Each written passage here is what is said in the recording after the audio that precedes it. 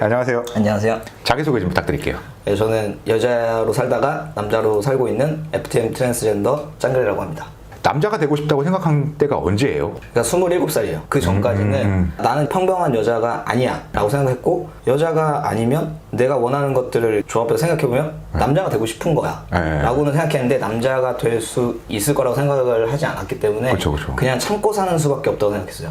그래서 그냥 참아야지 뭐 하다가 이제 27살에 안 되겠다, 못 참겠다 해가지고 그때부터 이제 남자가 되자, 내가 원하는 대로 한번 해보자 라고 해서 그때요.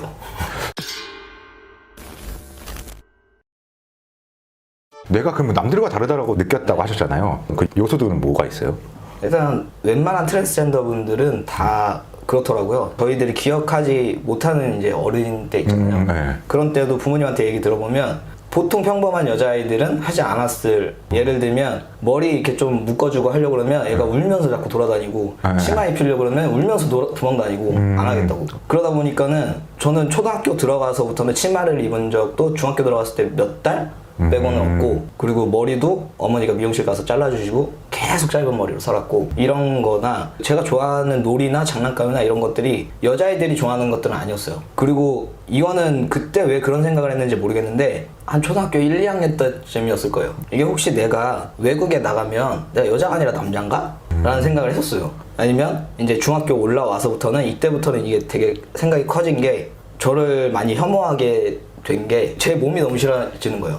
2차 성징 이제 시작하면서 가슴 나오고 막 이런 게 이게 너무 싫은 거야. 반대로 같이 커가는 남자친구들 보면 너무 부러운 거야. 목소리 변하는 것도 부럽고, 여기저기 털이 많아지는 것도 부럽고, 근육이 잘 붙는 것도 부럽고, 그거에 반해서 나는 이게 너무 싫은 거야. 사람들이 내가 가슴 있는 걸 몰랐으면 좋겠고, 그리고 내가 아무리 남자처럼 말을 하려고 하더라도 목소리가 나오는 순간 사람들이 이제 아니까, 내가 여자란 걸 아니까 이 목소리도 너무 싫고, 이게 이제 2차 성징 나오면서부터는 쭉 간 거죠.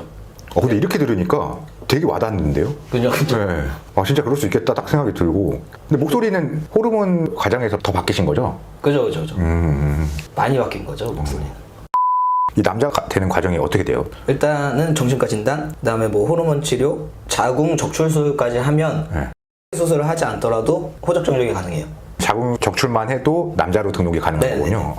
근데 그 전에 이제 이런 일련의 저기들은 필요하죠. 호르몬 치료한 기간이 어느 정도 돼야 되고, 수술을 이거저거 했어야 되고, 법원에다 신청서를 낼 때 필요한 저기 중에 사진이 있어요. 전신 사진.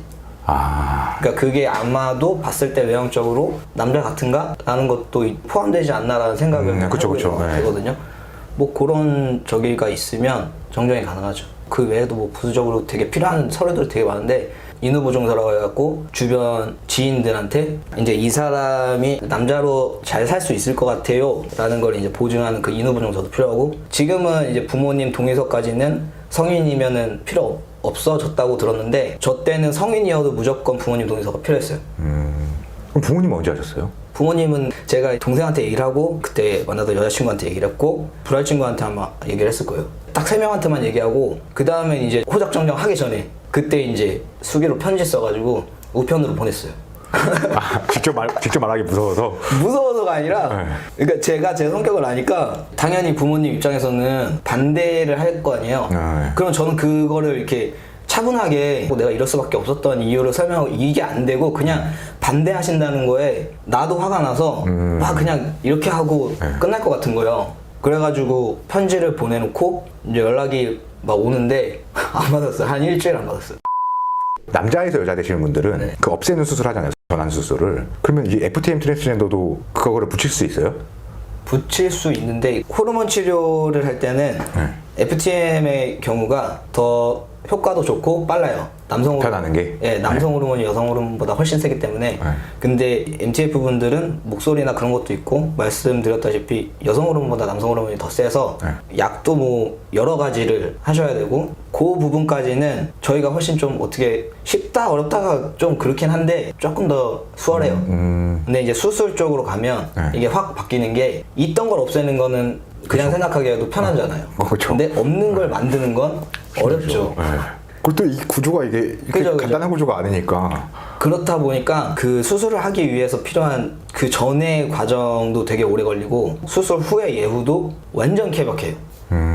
그 수술 예후가 안 좋은 경우는 일상생활에도 지장이 있고, 요실금 같은 경우에는 그나마 조금 낮은 부작용이고 뭐 피부가 괴사해가지고 애써 다른 걸 다시 떼내야 된다던가 진짜 부작용이 말도 안 되는 것들이 많아요. 근데 그거를 감당하면서 하느냐, 그럼 잘 된 케이스는 안 되는 저기에서는 모양도 되게 진짜 말도 안 되는 모양이 만들어질 수도 있는 거고, 잘 되는 분의 케이스는 모양도 멀쩡하고 뭐 소변 보고 하는 것도 문제가 없고 그 다음에 뭐 생활 하시는데도 문제가 없고 진짜 뭐 그냥 편한 거. 근데 이런 경우가 훨씬 더 많아요. 그러면은 쉽게 하겠지만 안 되는 분들의 얘기를 듣는 게 더 많다 보니까 용기를 내기가 힘들죠. 자세하게 말을 하자면 신체 어느 부분이든 간에 살이나 근육이 좀 많이 붙어 있는 부분으로 해서 도려내야 돼요. 근데 도려내기 전에 그 안에다 요도를 길게 만들어줘야 되기 때문에 관을 이렇게 삽입해 놓고 요도를 유지할 수 있게, 예를 들면 허벅지다, 아니 뭐 팔이다, 팔뚝에다 이렇게 카테터 이렇게 꽂아 놓고 보통 6개월, 길게는 1년 이거를 계속 하루에 뭐 몇 번씩 이거 카테터 소독도 해주고, 근데 여기만 떼면 끝이 아니죠. 여기 떼면 이만큼이 도려내지는 건데 그럼 반대편에서도 좀 떼서 여기다 붙여놔야 된단 말이에요. 수술 자체가 엄청 고난이 돼요. 얼마 말도 안 돼요 이거는. 그렇게 해서 수술을 해서 얘를 잘라내야 될 수도 있고, 내가 소변 보는데 막 진짜 옷이 다 젖을 정도로 여기저기로 막 나올 수도 있는 거고, 요실금 때문에 기저귀를 차고 다녀야 될 수도 있는 거고. 그렇다 보니까는 쉽게 못하죠. 해주는 데도 몇 군데 없어요. 수술이 잘 된 경우에는 일반 남자들처럼 이게 정도 하고 이러는 거예요? 그거는 불가능하죠. 정말 안 되는 게 아니라 느끼는 목까지도 못 느끼시는 경우가 거의 대부분이시고, 여기까지는 또 따로 수술이 있어요. 그냥 평범하신 분들은 작아졌다가 이렇게. 근데 이거는 그게 아니라 크기는 그대로인데 이렇게 있다가 이렇게. 뭐 이 정도. 느낌 같은 경우에는 그냥 닿는다, 만진다 이 정도 느낌만 가질 수 있어도 수술이 잘 된 편인 거고, 간혹 가다가 여자였을 때 외적으로 가장 자극을 많이 받는 부분이 잖아요. 그 부분으로 느낄 수 있었던 오르가즘 정도는 느낄 수 있는 경우도 흔치 않아요.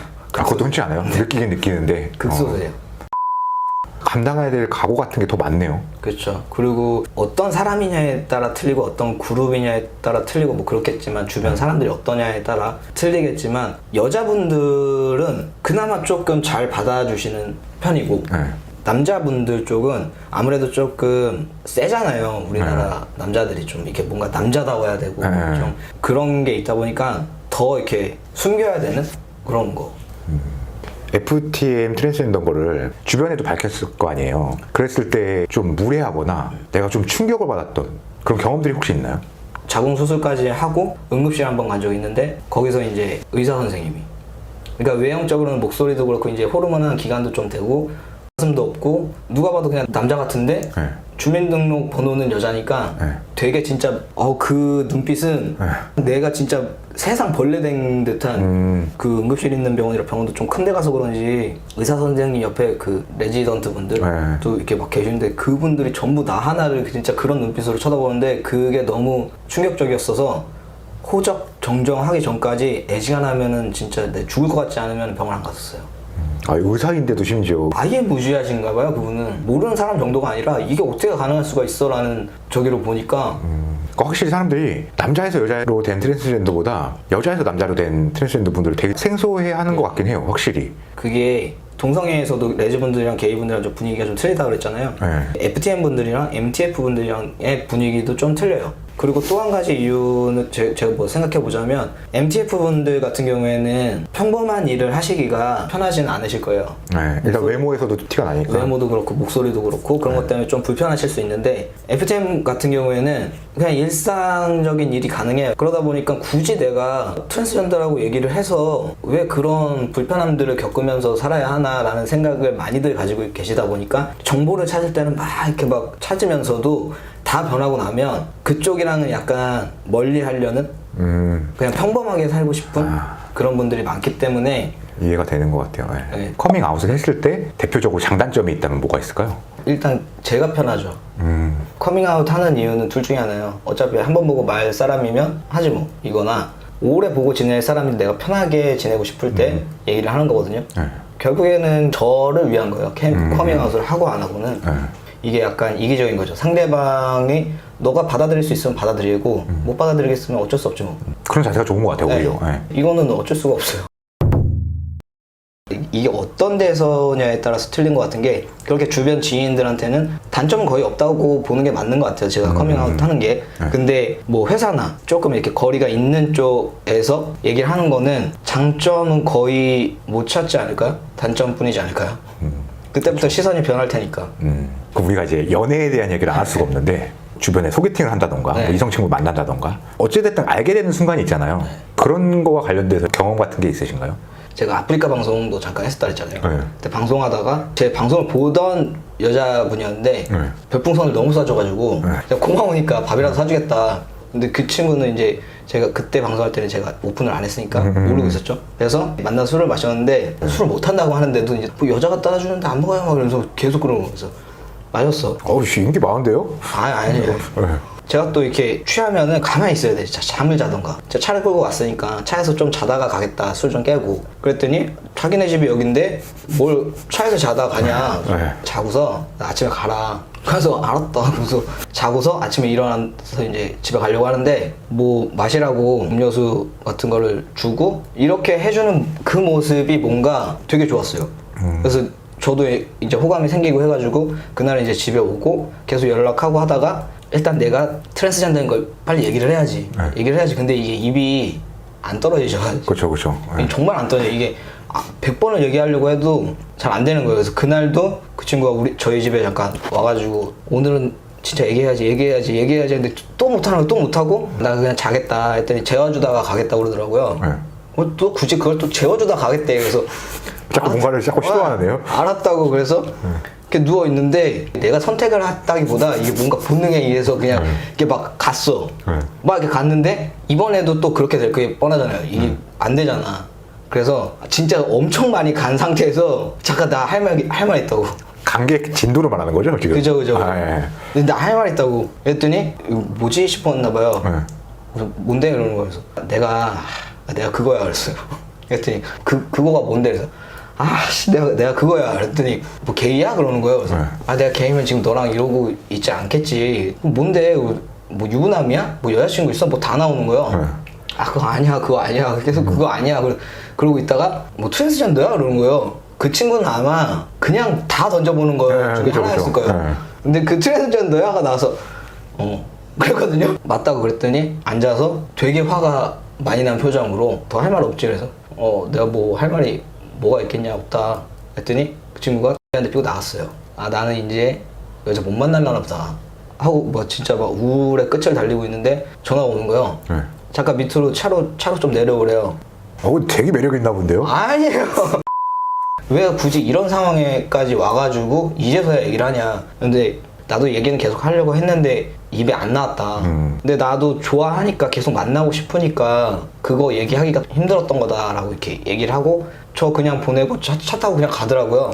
집에 가서 뭐 친구랑 얘기를 했나 보더라고요. 연락이 왔어요. 이제 저는 끝났다고 생각했으니까 나는 많이 좀 마음이 안 좋다라는 식으로 얘기를 했더니 뭐 나는 오빠 싫다고는 안 했는데 그러는 거예요. 그래서 만나볼 의향은 있다고 얘기를 하는 거예요. 그래서 만나긴 만나는데 이게 말하기가 힘들다 보니까 제 친구 같은 경우에는 한 1년 정도 만난 여자친구랑 아예 관계를 안 가지고 1년 동안을 비밀로 했었던 친구가 있어요. 하도 안 하니까 남자가 안 하면 뭔가 문제가 있거나 그렇죠. 여자가 안 하면 그냥 뭐 그런 사람인데 그렇잖아요. 술을 엄청 둘이 마시고 이 친구가 또 술 먹으면 뻗어요. 뻗어서 자고 있는데 벗겨본 거야. 벗겨보고 갔어. 그냥 벗긴 상태로 갔어요? 입혀주고 갔어요? 얘가 확인하고 간 걸 안 거는 입혀놓고 가진 않았으니까 얘가 알지 않았을까요? 엄청 충격 받아가지고 며칠 동안 연락 안 하고 뭐 막 싸우고 막 그러다가 결국엔 다시 만났다고 하더라고요. 제 입장을 바꿔보면 솔직히 저는 못 그럴 것 같거든요. 여자분들을 보면 대부분은 다 그냥 그래도 이해를 해주는 것 같아서 이것도 되게 틀린 것 같아요. 근데 한 번씩 난리는 나요, 얘기를 하면. 근데 이 난리를 최소한으로 줄이려면 만나자마자 저는 트랜스젠더입니다 라고 얘기를 해야 되는데 굳이 제가 만나는 분들한테마다 그렇게 얘기를 하긴 그렇잖아요.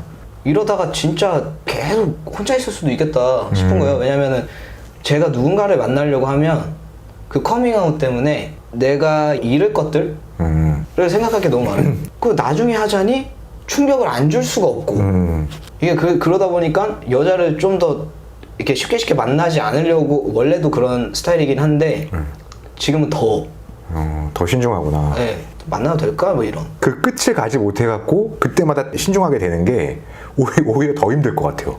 그죠? 근데 그 여자친구랑은 다 갔어요. 왜냐면은 내가 내 신체로 할 수 있는 거는 아니니까 네. 뭔가 필요하니까 그 필요한 거를 사용할 수 있게 이해만 해주면 네. 가능하거든요. 네. 오히려 그게 근데 뭔가 아이템을 사용할 수 있는 게 오히려 무기가 될 수 있어요. 왜냐면 네. 크기나 뭐 이런 것도 본인이 정해서 태어날 수 있는 게 아니고 뭐 여러 가지 뭐 빨리 끝난다던가 근데 저는 그런 게 없다 보니까 이게 오히려 무기가 될 수 있어요. 그렇죠. 선택할 수 있잖아요. 그러니까요. 그래서 저기만 되면은 뭐 만나는데 문제가 없는데 그 중간에 그 벽이 너무 저기다 보니까 어느 정도에서 끊어버리는 거? 그게 좀 생긴 것 같아요. 성 정체성으로 힘들어하고 있을 사람들 있잖아요. 네. 그런 분들께 한마디 해주신다면 뭐가 있을까요? 일단 헷갈리시는 분들이 좀 계시다 보니까 이게 확 얘기를 하기가 저도 조금 힘든 저기가 있거든요. 근데 제가 생각할 때는 자기가 제일 잘 알잖아요. 내가 이렇다라고 생각하면 거의 대부분은 맞는 거라고 생각하거든요. 그러면은 제가 그런 걸 고민하고 그랬을 때보다 시대가 좀 그나마 조금은 나아져서 충분히 바뀔 수 있어요. 바뀔 수 있기 때문에 그것 때문에 너무 오랜 시간 막 힘들어하지 말고 나중에 자기가 원하면은 변할 수 있는 거니까 자기 노력으로 충분히 얻어낼 수 있는 거니까 그 후에 할 것들을 좀 생각하셨으면 좋겠어요. 좀 미래 쪽을 좀 생각해 보셨으면 좋겠어요. 이것만이 아니라. 감사합니다. 수고하셨습니다. 네.